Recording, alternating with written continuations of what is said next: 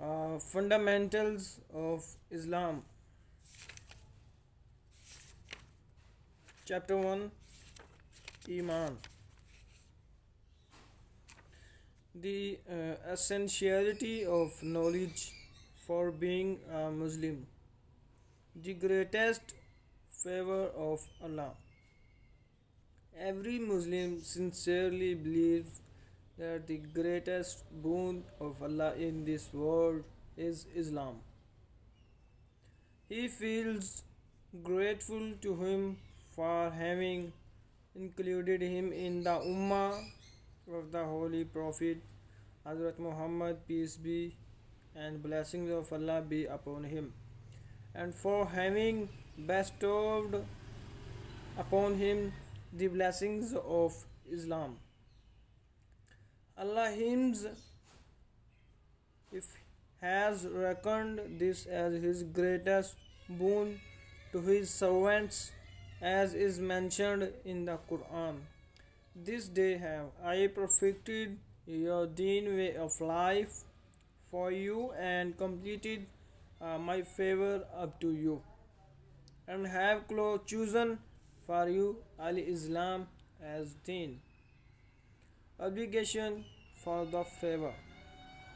It is obligatory for you to render Allah His due because of the favor He has conferred on you.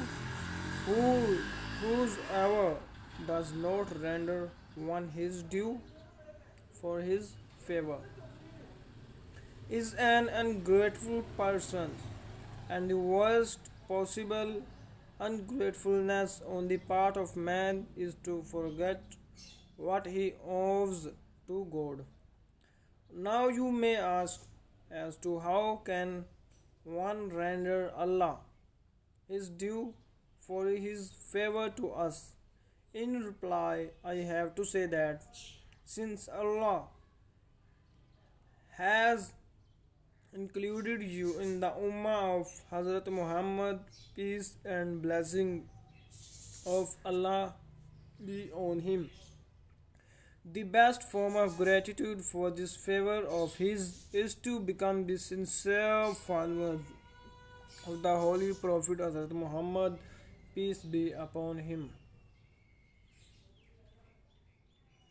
Since God has included you in the Muslim community, the only way for you to reciprocate this kindness is to become full-fledged Muslims. In no other way can you render what is due to Allah for this immense favor by Him. And if you do not render this due, the punishment for this ungratefulness will be as great as is the favor of Allah. May Allah save all of us from this punishment. Amen. First step to become a true Muslim. After this, you will ask, how can a man become a Muslim in the true sense of the term?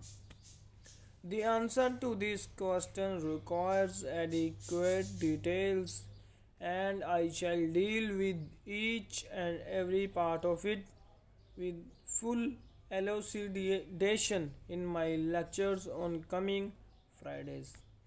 But in today's address, I shall explain to you that point which is of primary importance and which can be termed as the first and foremost step in this direction. Is Muslim the name of a race? Please train your mind to think as to what actually does the word Muslim you use signify. Does a man bring Islam with him when he is born? Is a person Muslim because he is the son or grandson of a Muslim?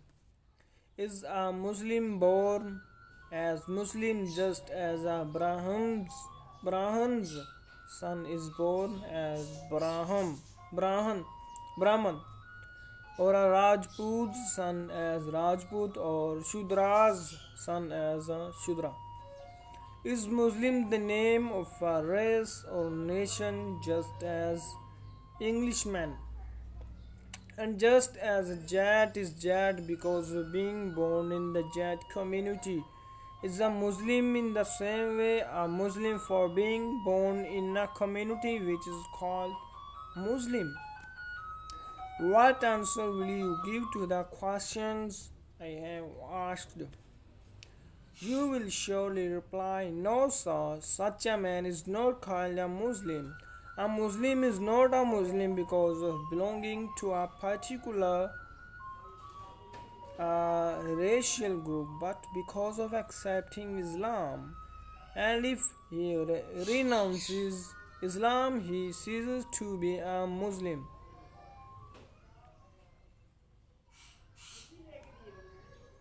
Any person who may be a Brahman or a Rajput, an Englishman or a Jat, a Punjabi or a Negro will be incorporated in the Muslim community on accepting Islam, while another person born in a Muslim home is expelled from the Muslim community if he gives up Islam, though he may be the son of a Sayyid or a Pathan.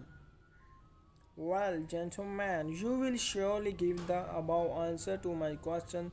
So now this fact has been established from your own answer that the greatest boon of God, that is the boon of your being a Muslim, which you enjoy, is not a racial asset which you automatically inherit from your parents and which clings to you mechanically all your life, whether you bother about it or not, but that it is a boon for acquiring which you must make efforts. If you make an endeavor for it when you can acquire it, and if you don't care for it, it can also be snatched away from you. May God forbid.